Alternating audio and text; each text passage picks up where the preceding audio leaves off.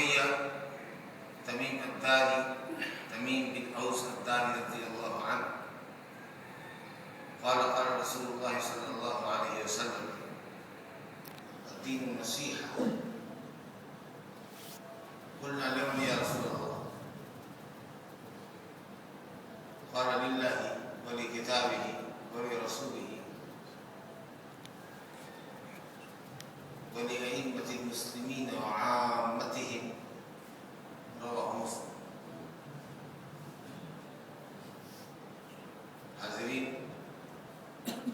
40 نوحیہ سے 6 اور 7 دو حدیثیں اس وقت آپ کے سامنے پڑھی گئی ہے۔ پہلی حدیث نعمان بن بشیر جن کی کنیت ابو عبداللہ ان سے مروی ہے۔ نبی صلی اللہ علیہ وسلم نے فرمایا الحلال بین والحرام بین وبینہما امور مشتبہات۔ حلال ظاہر ہے، حرام بھی ظاہر ہے، اور حلال و حرام کے درمیان کچھ چیزیں ایسی ہیں جو مشتبہ ہیں۔ یہ حدیث بقول امام احمد بن حنبل رحمۃ اللہ علیہ ان 3 حدیثوں میں سے ایک ہے جن پر اسلام کے بنیادی امور کا دار و مدار۔ وہ 3 حدیثیں انما الاعمال بالنیات، من احدث فی امرنا ھذا ما لیس منہ فہو رد، اور تیسری حدیث یہ نعمان بن بشیر کی الحلال بین والحرام بین الی آخر۔ گویا دین کے اندر، دینی احکام مسائل کے اندر اس حدیث کی حیثیت بنیاد اور اہم ستون کی۔ اس حدیث میں اشیاء کو 3 قسموں میں بانٹا گیا۔ اشیاء کی تقسیم 3 قسموں میں کی گئی۔ پہلی چیز الحلال البین، واضح حلال چیز۔ بہت سی چیزیں ہیں جو الحمدللہ بالکل واضح ہیں، جیسے غلہ جو ہم کھاتے ہیں، چاول، دال، روٹی اور فروٹس۔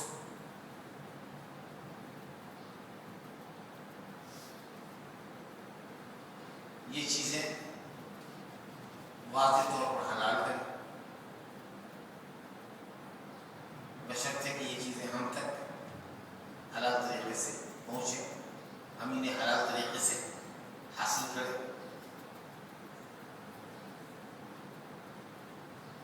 کچھ چیزیں ہیں جن کی حرمت بھی واضح ہے،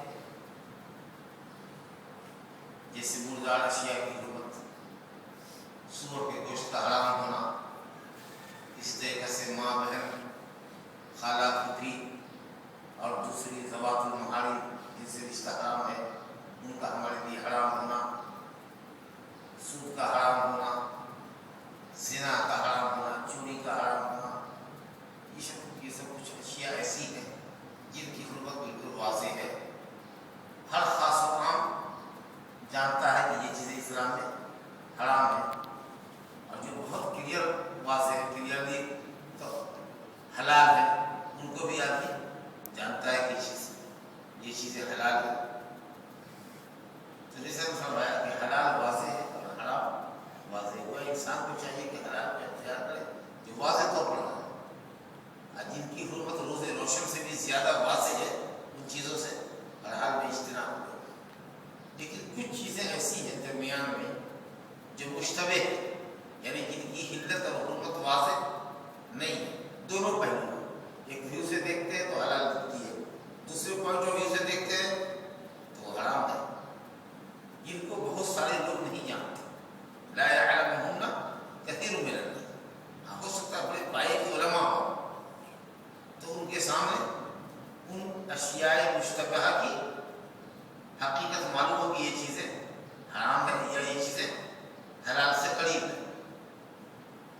انسان کے دین اور اس کی عزت کی حفاظت کا تقاضا یہ ہے کہ ایسی مشتبہ چیز سے جس میں حلت اور حرمت دونوں پہلو، حلت اور حرمت کے دونوں پہلو ہوں، انسان کو چاہیے اپنے دین اور اپنی عزت کی حفاظت کے پہلو سے کہ ایسی مشتبہ چیزوں سے پرہیز کرے۔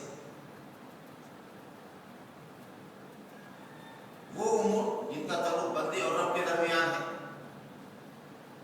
تقاضا یہ ہے دین کا کہ ہم اپنے دین کی حفاظت کے ان چیزوں سے پرہیز کریں۔ وہ امور جو بندے اور بندوں کے درمیان ہیں، مشتبہ امور ہے، اس سے پرہیز کریں تاکہ ہماری عزت محفوظ رہے، کوئی ہماری عزت کی طرف ہم اجتماعی نہیں کرے، دیکھو یہ آدمی غلط کر رہا ہے، مشتبہ ہے، بہت سے لوگ ہو سکتا ہے جانتے ہیں کہ وہ کام حرام ہے اور ہمارے جیسا آدمی اس کو کر رہا ہے تو لوگ سمجھے گا کہ یہ آدمی صحیح نہیں ہے، غلط کر رہا ہے۔ تو متشابہ سے جس کی حلت اور حرمت پوری طور پر واضح نہیں ہو، آدمی کو چاہیے کہ ایسی اشیاء سے دامن بچائے۔ ایک جملہ آیا کہ فمن وقع فی الشبہات وقع فی الحرام، جو شبہات میں پڑتا ہے وہ حرام میں بھی پڑتا ہے۔ یعنی ہو سکتا ہے کہ ہم اس کو مشتبہ چیز سمجھ کر حلال سمجھ کے استعمال کر رہے ہیں، ہو سکتا ہے کہ اللہ کی نگاہ میں وہ چیز حرام ہو، تو آپ مشتبہ کے ذریعے حرام تک پہنچ گئے۔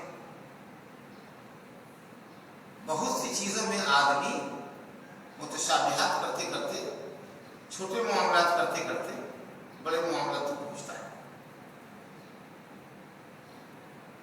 من وقع فی الشبہات وقع فی الحرام، ہو سکتا ہے کہ جس کو آپ شبہ یا اپنے لیے حلال سمجھ رہے ہیں وہ چیز حرام ہو۔ یا دوسرا مفہوم یہ ہے کہ مشتبہات میں پڑھنا، متشابہات کے پیچھے لگنا آگے چل کر کے کھلم کھلا حرام میں پڑنے کا ذریعہ بن جائے۔ آدمی چھوٹی چھوٹی غلطیاں کرتے کرتے بڑی غلطیوں کے لیے اپنے اندر جرأت پاتا ہے۔ چنانچہ حدیث ہے کہ لعن اللہ السارق یسرق البیض فتقطع یده ویسرق الحبل فتقطع یده، اللہ کی لعنت ہو چور پر جو انڈا چراتا ہے تو اس کا ہاتھ کاٹ دیا جاتا ہے۔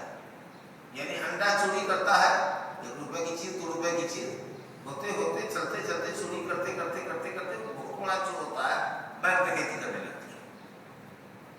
رسیاں چراتے چراتے وہ بہت بڑا چور بن جاتا ہے۔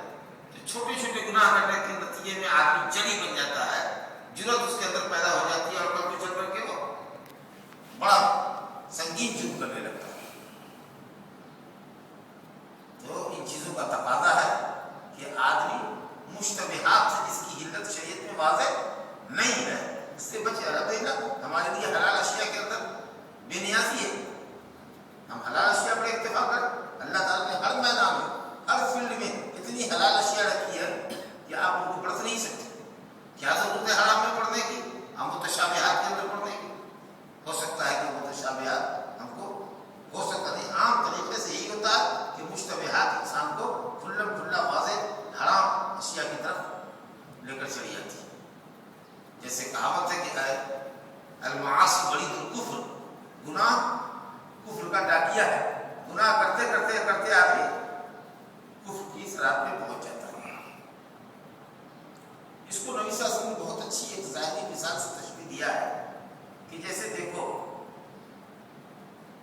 ممنوع چراگاہ ہوتی ہے، بادشاہ یا بڑے لوگ اپنے جانوروں کے لیے کچھ ہری بھری چراگاہ کو محفوظ کرتے ہیں، ایکوائر کرتے ہیں کہ یہ علاقہ، یہ حصہ گورنمنٹ کا ہے، اس میں عام جنتا کے لیے، عام پبلک کے لیے اپنے جانور چرانا قانونی جرم، دنڈنی اپرادھ۔ اب ایسا آدمی جو اپنی عزت بچانا چاہتا ہے، جو سزا سے بچنا چاہتا ہے، جرمانے سے بچنا چاہتا ہے، ظاہر ہے کہ اپنے جانور کو، اپنی بکریوں کو اس ایسی ممنوع چراگاہ سے کافی دور رکھے گا تاکہ اگر کبھی غافل بھی ہو گیا تو جانور اس ممنوع چراگاہ تک نہ پہنچ سکے، اپنے آپ کو دور رکھے گا، کیونکہ جانتا ہے کہ اگر ہماری بکری گورنمنٹ کے اس چراگاہ میں چلی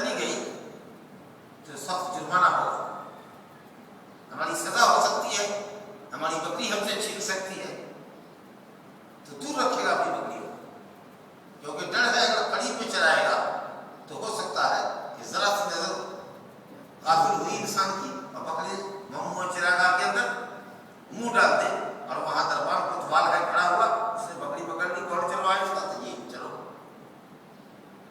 पकड़ लिया उसको। तो नबी सल्लल्लाहु अलैहि वसल्लम ने इसको बहुत ही अच्छी मिसाल से, ज़ाहिरी मिसाल से, जिसको हम आसानी से समझ सकते हैं, आपने तशरीह दिया कि जिस तरीके से आदमी ममनुआ चिरागाह से बचने के लिए अपने जानवरों को बहुत दूर चराता है, करीब भी उसके नहीं फटकता है, क्योंकि अगर करीब चलाएगा तो खतरा है कि उसका जानवर उसमें मुंह डाल दे, तो वैसे ही तुम हराम की हदों से अपने को दूर रखो, मुश्तबिहात से दूर रखो, खतरा है कि कहीं हराम को वाक़ हो। कर्राई जैसा इंसान दी है, कर्राई यरा हौला, वो चरवाहा जो मुंह चिरागाह के से नजदीक होकर चढ़ाता है, यूशक को यह काफी खतरा है, यूशक को यह काफी करीब है कि उसका जानवर उसमें चले, तो दूर रखो। अला इन्ना लिकुल्लि मलिकिन हिमन, खबरदार हर बादशाह की चिरागाह होती है, उससे आदमी अपने को दूर रखता है। तो सुनो, अल्लाह रब्बुल आलमीन की भी चिरागाह है, यानी वो अशिया जिनको अल्लाह ताला ने हराम किया। अला इन्ना हिमल्लाहि महारिम, अल्लाह की ममनुआ चिरागाह क्या है, उसकी हराम करदा अशिया, तो उन हराम अशिया से और मुश्तबिहात से भी अपने को दूर रखो। मुश्तबिहात हराम में वाक़ होने का डर, छोटे छोटे गुनाह बड़े गुनाहों में पड़ने का जरिया बनते हैं, और बड़े गुनाहों का इर्तिकाब इंसान को शिर्क की सरहद तक ले जाता है। उसके बाद आप साहब ने फरमाया कि जिसमें इंसानी के अंदर एक छोटा सा गोश्त का लुत्फ है, अला व इन्न फी जसद मुज़ग़ा, जिस्म के अंदर छोटा सा गोश्त का लुत्फ, छोटी सी बूटी है जिसको आदमी चबा सकता है, इतना बड़ा लुत्फ जिसको आदमी मुज़ग़ा कदर मा यमज़ग़ुल आकुल, खाने वाला उसको चबा सकता है, वो गोश्त का छोटा सा लुत्फ कितना इंपॉर्टेंट है जिसमें इंसानी के अंदर कि उसकी दुरुस्तगी पर पूरे बॉडी की दुरुस्तगी का दर होता है, और अगर वो लुत्फ खराब हो गया तो पूरी बॉडी खराब हो जाती है। यानी अगर वहां फसाद है, वहां शर है, तो पूरे बदन से गुनाह और शर का ही काम होता है, और अगर वो दुरुस्त है तो आज़ाए इंसानी दुरुस्त है, हर जगह से अमल भी होगा, वो पसंदीदा होगा। आपको फरमाया, जानते हो छोटा सा गोश्त का लुत्फ कौन सा है? फरमाया अला वहियल क़ल्ब, दिल, जहाँ ईमान बसता है। अगर इस दिल के अंदर ईमान है, ईमान की रोशनी से दिल तुम्हारा मुनव्वर है, अल्लाह की मोहब्बत से, रसूल की इताअत से आबाद है, तो अल्हम्दुलिल्लाह जो भी काम करोगे वो सब अल्लाह और रसूल की शरीयत के मुताबिक होगा, अल्लाह सुब्हानहू व तआला की रज़ा और खुशनुदी के सांचे पर ढल कर आएगा। लेकिन अगर ये दिल फासिद है, इसमें शिर्क है, बिदअत की आराइश है, गुनाहों से मोहब्बत है, तो जाहिर है कि तुम्हारी आंख देखेगी बुरी चीज, कान सुनेंगे बुरी चीजें, हाथ और पांव बुराई की तरफ लपकेंगे, इसलिए दिल को दुरुस्त करो। गोया इस हदीस के अंदर अशिया की तीन तकसीम हुई और हमको वाज़ेह हलाल चीजें